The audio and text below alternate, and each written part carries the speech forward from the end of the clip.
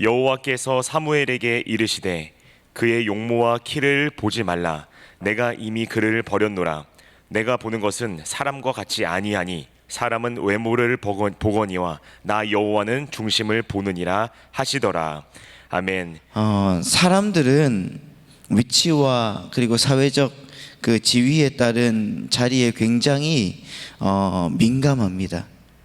내가 혹은 다른 사람이 저런 위치와 저런 그런 지위를 가졌는데 저 자리에 앉다니 참 위대하다, 뭐 겸손하다, 대단하다, 어떻게 저럴 수가 있을까 하는 생각과 마음을 가질 때가 있습니다. 여러분, 심지어 한번 생각을 해보십시오. 식당에서 식사할 때도 그 자리의 의미에 따라서 함께 간 사람들의 자리를 정하고 서열을 정하고 앉을 위치를 잡아주는 것이 우리 보통 사람들이 가지고 있는 일반적인 습관입니다. 대법관을 지녔던 그 김능환 대법관이 있습니다. 그분이 퇴임 후에 부인이 운영하는 편의점에서 잠깐 일한 적이 있었습니다. 누구나 있을 수 있는 일이 아닙니까? 다 그렇게 하시지 않을까요? 잠깐 일을 돕다가 대형 로펌에서 다시 일을 하게 되었는데, 그 기간에 그분이 그렇게 일하는 것이 언론에 크게 보도된 적이 있습니다. 기자들이 찾아가서 사진을 찍기도 하고 또 방송사에서 가서 인터뷰를 요청하기도 했습니다. 여러분, 이거는 다 우리네 보통 사람들이 가지고 있는 마음에, 저런 자리에 계셨던 분이 어떻게 저런 일을 할 수 있을까, 참 대단하다 하는 마음을 사람들이 다 갖고 있기 때문일 것입니다. 그런데 좀 더 냉정하게, 좀 더 한편 더 이렇게 생각을 해보면은 이거는 여러분 못할 일이 아니지 않습니까? 부인이 하고 있는 편의점에서 그분이 퇴임하고 일을 도와주는 것, 당연히 해야 된다고 생각이 됩니다. 해야 되는 일이고 또 할 수 있는 일이고 또 그것이 자연스러운 일인데, 받아들이기에 자연스럽지 않게 받아들이는 것이 우리네 마음이라는 것이죠. 이처럼 여러분, 사람들은 사회적 지위와 또 자리에 따라서 스스로 해야 되는 일과 저건 좀 안 했으면 좋겠다 하는 일을 구분 짓는 경향이 있습니다. 하지만 하나님은 여러분 전혀 그렇지 않다는 것입니다. 하나님은 위대하고 존귀한 사람일수록, 하나님 마음에 품은 사람일수록 오히려 여러분 더 어려운 일들을 시키시고 훈련시키시고, 저런 일까지 해야 되나 할 정도로 하나님은 철저하게 일을 가르치시고 경험하게 하시는 분이 우리 하나님이시고 하나님의 방법이라는 사실을 여러분 믿으시기 바랍니다. 다윗을 보면 알 수가 있습니다. 블레셋이 이스라엘을 쳐들어왔습니다. 그래서 형들은 군대에 갔는데 아버지가 치즈와 떡 같은 것들을 가지고 군대에 좀 갖다 주라, 이렇게 다윗을 시켰습니다. 그래서 다윗이 그 군대로 찾아갔습니다. 갔는데 사람들이 무서워 떨고 있고 블레셋 군인들은 차마 입에 담지 못할 욕을 막 내뱉고 있는 것입니다. 다윗이 갑자기 열이 확 올랐습니다. 그래서 전쟁에 나가서 저 골리앗을 내가 무찌르겠다고 선언을 합니다. 사람들이 무시를 하죠. 형들 또한 무시를 합니다. 조그만한 게 교만해가지고 어디 낄 때 안 끼고 뭐 낄 때 뭐 안 낄 때 다 끼고 뭐 집에 가! 뭐 이랬을 것입니다. 성경에는 안 나왔겠지만 요즘 아이들 말로 낄낄빠빠라고 합니다, 이 말을. 그런데 마음이 더 견고해지는 겁니다, 다윗이. 하나님이 함께 계시는데 무서울 게 없다는 것입니다.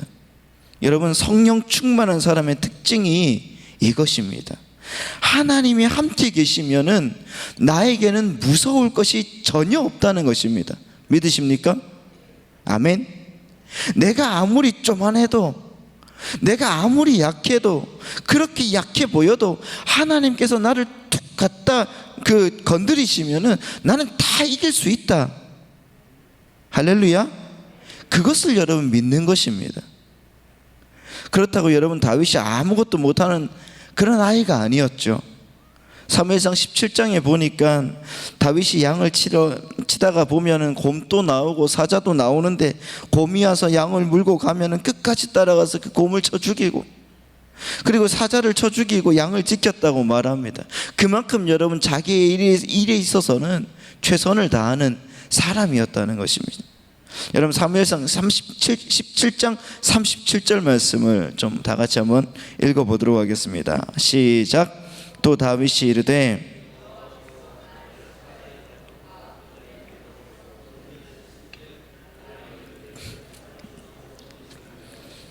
사울이 다윗에게 이르되 가라, 여호와께서 너와 함께 계시기를 원하노라. 아멘. 다윗의 고백이 참 멋있지 않습니까? 여호와께서 나를 사자의 발톱과 곰의 발톱에서 건져내셨은즉 나를 이 블레셋 사람의 손에서도 건져내리이다. 이런 고백을 하시는 여러분들이 되시기를 예수님의 이름으로 바라고 축복합니다. 곰의 발톱과 사자의 발톱에서도 하나님께서 건져주셨는데, 이 곰만도 못하고 사자만도 못하고 금수만도 못한 인간한테 하나님의 군대가 지는 것을 차마 못 보겠습니다. 그래서 골리앗 앞에 섰습니다. 그리고 말하죠. 야, 너는 칼과 창과 단창으로 내게 나오지만 나는 네가 모욕하는 살아계신 하나님의 이름으로 너에게 간다. 할렐루야. 그렇게 가서 물맷돌 하나 던져서 여러분 이겼습니다. 여러분 한번 생각을 해보십시오. 다윗이 싸움에 나갔을 때 사람들이 판단했을 것입니다. 아, 우리 이제 다 죽었다. 지금도 기가 꺾여 있는데 저 애송이가 나가서 우리 길을 맞아 꺾으면 어떡하는가, 막 이렇게 생각을 했을 수도 있습니다. 사람들은 그렇지 않습니까? 자기가 못하면은 남도 못할 거라고 생각을 하지 않습니까? 오직 자기 기준에서 남을 평가하면서 살아가는 게 문제이지 않습니까? 그래서 항상 우리 가운데 문제가 생기는 것입니다. 그러나 여러분, 하나님의 방법은 그렇지 않다는 것입니다. 성령에 충만한 사람, 다시 말해서 여러분, 하나님과 함께하면 반드시 이긴다는 확신이 있는 사람은 반드시 이기게 되어 있다는 것입니다. 성령 충만한 사람은 부정적인 이야기에 여러분 말을 섞지 않습니다. 그리고 그런 이야기를 듣지 않는다는 것입니다. 오히려 여러분 그것에 도전합니다. 할렐루야. 그래서 이긴다는 것입니다. 아멘. 요즘에 여러분 뉴스에서 계속 교회에 대한 부정적인 이야기를 내뱉고 있습니다. 여러분, 세상의 뉴스에 현혹되지 마시고 믿음으로, 거룩으로 여러분 승리하시기를 바랍니다. 중심을 볼 수 있는 눈과 분별력을 달라고 우리가 기도해야 되는 것입니다. 그렇다고 여러분 우리가 정부 방침에 그렇게 무시하면서까지 예배를 드리고 소모임을 하고 그렇지는 않지 않습니까? 세상에서 지킬 것은 지키고 하나님께 구할 것은 구하는 진정한 중심을 보는 시대가 지금 열렸다는 것을 믿고, 여러분 오늘 또 주님을 의지하면서 나아가시는 우리 성도님들 되시기를 바랍니다. 그래서 여러분 사랑하는 성도님들, 정말 남을 판단하지 말고 당을 만들지 말고 오직 주님만 따르는 분이 되시기를 바랍니다. 교회 안에서 주님과 행동하고 주님의 은혜를 경험하는 인생으로 여러분 그렇게 걸어가고 살아가시는 우리 모든 성도님들 되셔야 된다는 것입니다. 오늘 바로 본문이 이것입니다. 오늘 본문이 저 길어서 다 읽지는 못했지만은 사무엘상 16장의 내용입니다. 그 내용 중에서 하나님은 사람의 용모와 키를 보지 말라고 말씀하시는 장면이라는 것입니다. 사람들이 세상을 살아갈 때 가장 실수하는 것은 보이는 것이 전부라고 생각하고 살아가는 것이기 때문에 그렇습니다. 그래서 보이는 외형적인 것에 가치를 부여하고 판단하게 되어 있습니다. 그래서 사람도 평가할 때 어떤 이력서 한 장, 그리고 자기 속에서 사진 한 장으로 사람을 평가할 때가 너무나 많습니다. 외모로 사람의 됨됨이를 평가할 때가 많다는 것입니다. 일단 여러분, 외모가 좋아야 기회가 생긴다는 것을 믿는 현실이 바로 오늘날의 우리 사회입니다. 그래서 여러분, 20살이 되고 대학교에 들어가면 그때 방학 때 엄청나게 여러분 많은 아이들이 성형수술을 합니다. 자기 외모를 뜯어 고치는 것이죠.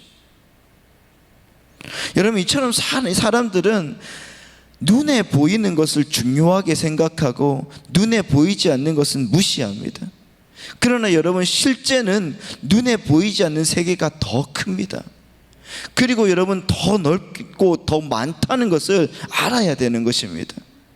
그렇기 때문에 성도는 눈에 보이는 것만을 가지고 같이 판단을 하면은 큰 실수를 하게 된다는 것입니다. 문제는 여러분, 우리가 사람들의 용모와 키를 먼저 보는 습성이 있다는 것이지 아니겠습니까? 그런데 이 말씀과 비슷한 구절이 구약에서뿐만 아니라 신약 로마에서도 있는데, 여러분, 로마서 2장 1절부터 11절 말씀입니다. 여러분, 로마서 2장 1절에서는 뭐라고 말씀하시는가? 우리 한번 읽어보도록 하겠습니다. 다 같이 읽어보겠습니다. 시작. 그러므로 남을 판단하는 사람아, 누구를 막론하고 내가 핑계하지 못할 것은 남을 판단하는 것으로 내가 너를 정죄함이니 판단하는 내가 같은 일을 행함이니라. 아멘. 여러분, 한번 생각을 해보시기 바랍니다. 사도 바울은 지금 이 로마서라는 아주 긴 편지를 이방인, 유대인이 아니라 로마에 있는 예수를 믿는 그리스도인들에게 썼습니다. 교회에게 썼다는 것입니다. 그렇다고 하면은 여러분, 교회 안에서도 이런 문제, 다시 말해서 교회에 대해서 함부로 말하는 사람들이 많았다는 것이고, 외모로 사람을 취하는 사람들이 굉장히 많았다는 것이겠죠. 그러면서 교회가 자신들의 구별됨을 주장하고 자랑하기 위해서 교묘하게 자신들의 위장하는 법을 고안해서 획득하고 있는 것까지 보여주고 있는 것입니다. 그래서 사도 바울은 이 편지를 쓰게 된 것입니다. 그러니까 이 내용들은 죄에 빠져 있는 세상 사람들 같은 어떤 상태를 가리키는 것과 동시에 여러분, 여전히 그러한 세상적인 죄에다가 남을 판단하는 죄까지 짓고 있는 교회를 겨냥하는 것입니다. 그러니까 세상은 이 말씀에 의해서 심판을 받게 되는 것이고, 교회는 이 말씀을 듣고 하나님의 은혜를 더욱 굳게 붙들 수 있게 되는 것입니다. 따라서 여러분들은 이 이야기를 여러분들 자신의 이야기로 들으셔야 된다는 것입니다. 우리가 아무리 하나님의 자녀인 척 하지만은 실상 우리는 모두가 죄인입니다. 아무리 우리를 깨끗한 척 하지만 우리는 하나님 앞에서 아무것도 아니고 nothing이라는 것입니다. 그래서 여러분, 우리는 우리의 것이 아닌 하나님의 은혜 안에서 변화되는 사람이 되어야 되는 것입니다. 이럴 때 여러분, 남을 판단하는 그 마음이 사라지게 되어 있습니다. 여러분, 우리는 예수님처럼 살 수밖에 없는 존재라는 것입니다. 할렐루야. 예수님처럼 산다는 것이 바로 사람을 외모로 취하는 것이 아니라는 것입니다. 여러분, 요한복음 7장 24절 말씀에 이렇게 예수님이 말씀하십니다. 이렇게 말씀하시는데 제가 읽어드리겠습니다. 외모로 판단하지 말고 공의롭게 판단하라 하시니라. 사람을 외모로 판단하지 말라는 것은 그 사람의 생김새나 인성으로 그 사람을 판단하지 말라는 것이 아니라, 다시 말해서 사람의 행위나 외양으로 나타난 성숙과 변화의 정도, 됨됨이의 모양 등을 가지고 그 사람이 선인이다 악인이다 이렇게 갈라서는 안 된다는 그런 말인다는 것입니다. 예를 들어서 여러분, 세리와 창녀는 악인이고 바리새인과 제사장은 의인이라는 그런 종류의 가림과 같다는 것입니다. 그런 가름은 여러분, 오늘날에도 그대로 반복되고 있지 않습니까? 그걸 여러분 판단이라고 하는 것이고, 사도 바울은 그것을 경고하고 있는 것입니다. 선한 사람과 악한 사람은 그들의 행위로 갈라지는 것이 아니라는 것이죠. 그들은 어떻게 갈라지는가? 예수 그리스도로 갈라진다는 것입니다. 예수 그리스도를 전적으로 의지하느냐 의존하느냐 아니냐로 선인과 악인이 갈라지게 되어 있다는 것입니다. 그들의 행위가 얼마나 선하게 바뀌어 있느냐, 그들이 착한 일을 얼마나 많이 했느냐로 갈라지는 것이 아니라는 것입니다. 그걸 여러분 믿음이라고 하는 것입니다. 예수를 믿고 자신에 대한 신뢰를 놓은 사람, 자신의 신뢰를 놓은 사람들이 구원받은 사람이지, 자신의 행위에 가치를 부여하고 그런 행위를 내어놓는 그런 자신을 신뢰하고 칭찬하는 사람이 구원받은 사람이 아니라는 것입니다.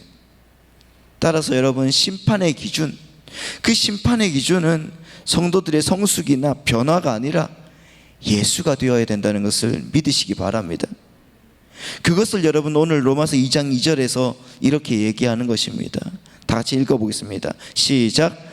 이런 일을 행하는 자에게 하나님의 심판이 진리대로 되는 줄을 우리가 아노라. 심판은 진리대로 되는 것이지 사람의 행위나 외모를 근거로 이루어지는 것이 아니라는 것입니다. 여기에서 여러분 진리대로 이렇게 번역되어 있는 헬라어가 진리에 의해서, 진리에 따라서 이렇게 말하더라고요. 여러분, 심판은 진리를 기준으로 내려지는 것이라는 말입니다. 여러분, 그렇다고 하면 그 진리라는 것이 무엇입니까? 우리가 알다시피 진리라는 것은 예수 그리스도라는 것입니다.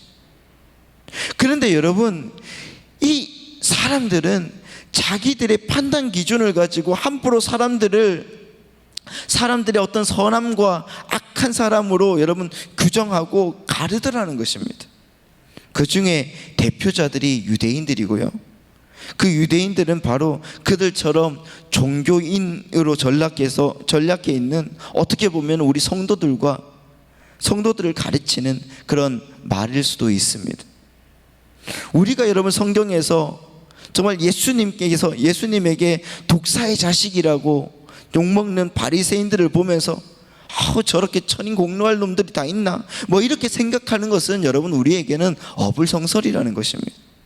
성경에 등장하는 이스라엘과 바리새인은 바로 역사 속에 정말 남겨진 우리 성도들 자신의 어떤 일차적인 그 모습이라는 것을 꼭 기억하셔야 되는 것입니다. 어떻게 보면 그것이 바로 우리라는 것입니다. 말은 못하시겠지만은 우리가 여러분 바로 그런 마음을 가지고 살고 있지 않습니까? 나는 죄가 없다, 나는 깨끗하다, 나는 뭔가 완벽하다. 우리 그리스도인들도 또한 그렇게 살아가고 있는 것입니다. 그게 여러분 우리 성경의 공통적에 나오는 죄인들의 이야기고요. 여러분이 아시는 것처럼 나라는 존재의 어떤 주체성을 챙기고 그 존재성을 확보해서 나의 왕국, 정말 나의 왕국을 딱 세우려고 하는 그 가인의 이야기, 그 세상에서 여러분 주인공처럼 살고 싶어하는 그 마음이 바로 우리의 마음이 아닙니까? 창세기에 여러분 그렇게 잘 기록되어 있지 않습니까? 문화, 예술, 공업, 과학, 심지어 여러분 미모와 총기까지 여러분 하늘을 찌르는 정도로 여러분 정말 지혜롭습니다. 사람들은 이 역사의 주인공인 사람이 사는 그런 곳을 사람의 힘을 사용해서 멋지고 살기 좋은 곳으로 만들겠다는 것이 바로 가인의 왕국이 아니었습니까?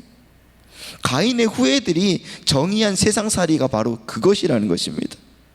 그래서 여러분 사회법도 만들고 도덕과 윤리도 제정해서 사람의 세상을 만들어 보자는 것이 가인의 후예였습니다.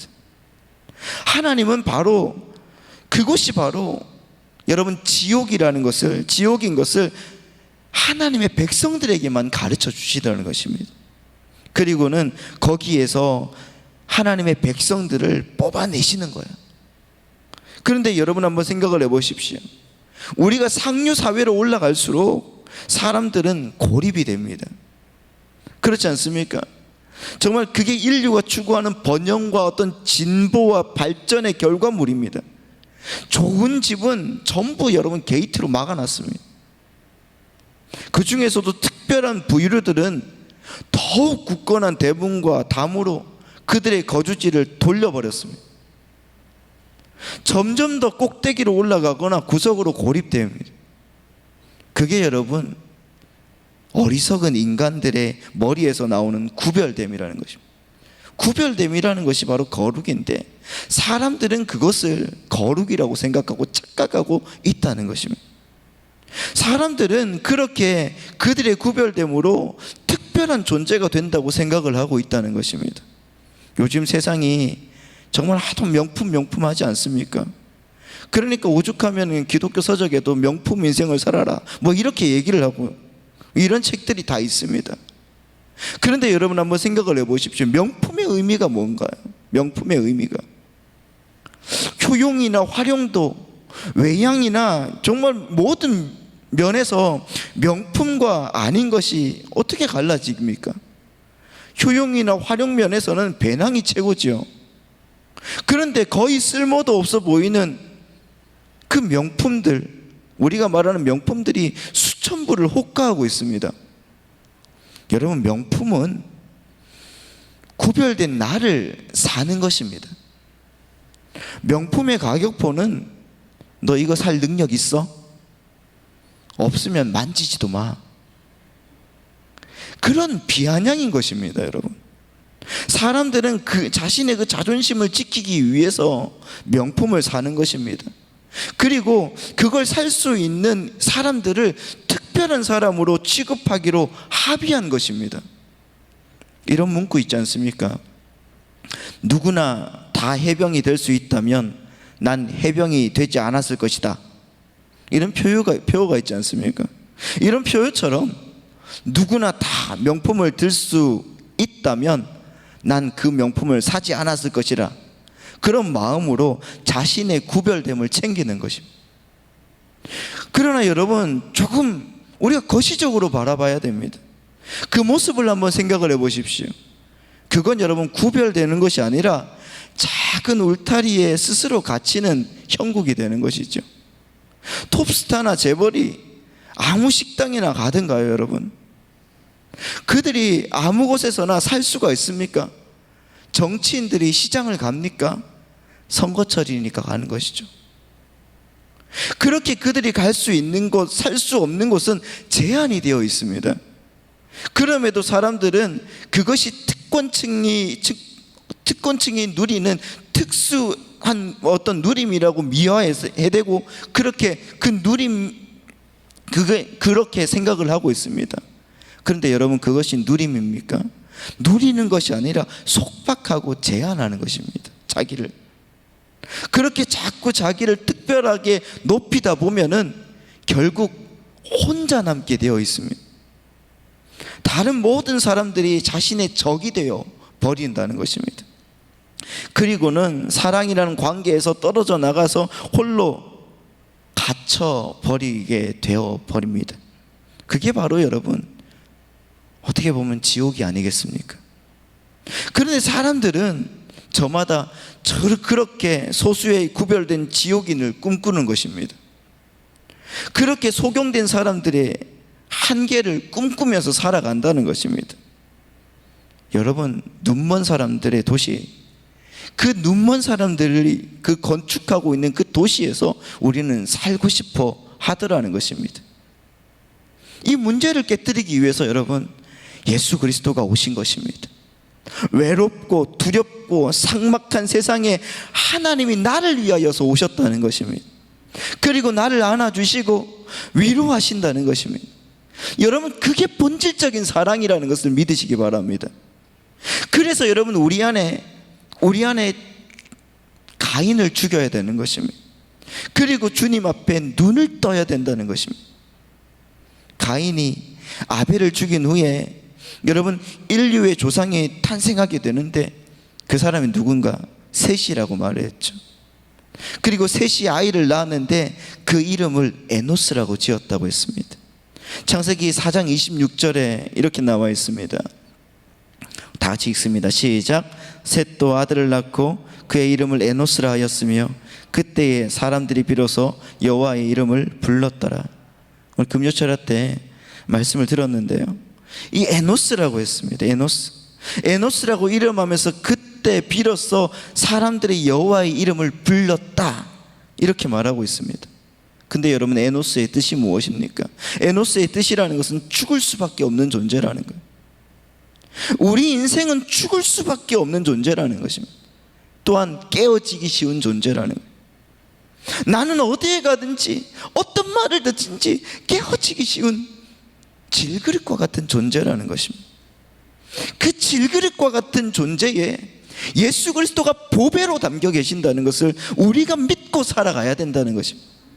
그리야 할 때에 하나님은 우리의 인생을 더욱더 풍성하게 채워주시고 하나님 놀라우신 은혜로 역사하신다는 것을 믿으시기 바랍니다.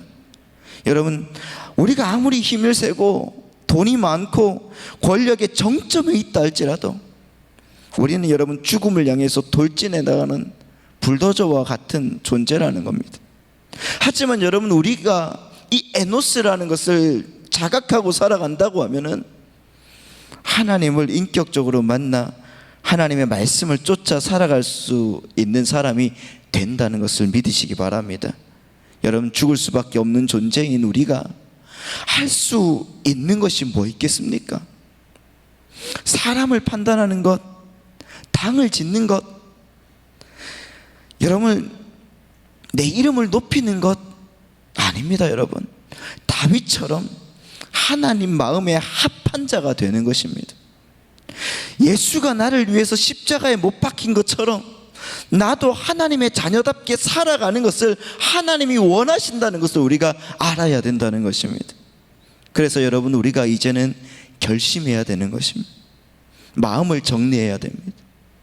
그리고 여러분, 어떻게 살 것인가 고민해 봐야 됩니다. 여러분, 내일부터 교육국 특별 새벽 기도가 있습니다. 특별 새벽 기도회입니다. 지금 여러분 코로나가 극성이고 많이 힘든데 또 뉴스에서 매스컴도 막 이렇게 떠들고 있는데 어떻게 올 수 있겠냐, 그것도 아이들을 이끌고 어떻게 하냐, 이렇게 말씀하시는 분들이 많을 줄 압니다.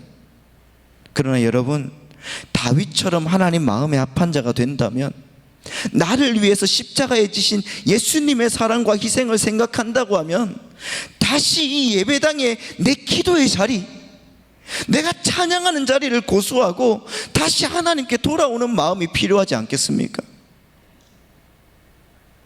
대면 사회에서 비대면의 사회로 바뀌었다고 합니다. 그게 컨택트 시대에서 언택트 시대로 바뀐다고 해요. 그 컨택트 시대에서 언택트 시대로 바뀌니까 우리는 이 마스크를 쓰고 살아가고 있습니다. 이 마스크를 쓰고 살아가면서 아이들은 지금 교육도 못하고 집에서 공부를 하고 있습니다. 온라인 강의를 듣고 있습니다. 이제 그것을 언택트라고 말을 합니다. 그런데 여러분, 그리스도인은 무엇을 하고 있는가? 우리는 지금 무엇을 하고 있는가? 그것에 여러분 순응하면서 따라 살아가고만 있지 않습니까? 아닙니다. 여러분, 그리스도인은 다시 한번 거룩을 강조해야 되고 하나님의 말씀을 강조해야 되고 하나님과 함께 살아가기 위하여 다시 한번 주님과 나아가야 된다는 것을 믿으시기 바랍니다. 그리고 우리는 홀리택트, 거룩한 대면 하나님과 함께 해야 된다는 것을 믿으시기 바랍니다. 우리도 비대면으로 바꾸어서 인터넷으로 설교하고 안 만나고 이러는 것이 아니라, 여러분, 세상이 그렇게 나온다고 할지라도 나는 주님과의 거룩을 다시 한번 정립하고 하나님께 나아가는 백성이 되겠다 고백하고 다짐하고 하나님께 영광 돌리는 사랑하는 여러분 되시기를 바랍니다. 이것이 여러분 외모로 사람을 취하지 않는 하나님의 비결이 아닐까요? 여러분, 그리스도인은 평생 복음을 위하여 살고 복음을 전하는 사람들입니다. 그것을 여러분 믿으십니까? 세상의 논리가 우리를 압도한다고 해도 능력의 하나님을 의지하면서 그 하나님의 이름을 의지하면서 한 마음으로 나가면 여러분 우리에겐 두려울 것이 없다고 믿습니다. 그렇게 여러분 세상보다 크신 하나님, 나의 문제보다 크신 하나님, 내 인생보다 크신 하나님, 저 코로나보다 크신 하나님, 그 하나님을 믿고 주님께 예배하고 주님께 영광 돌리는 사랑하는 여러분 되시기를 예수님의 이름으로 바라고 축원합니다. 주님의 역사가 사랑하는 성도님들 가운데 가득하기를 축원드립니다.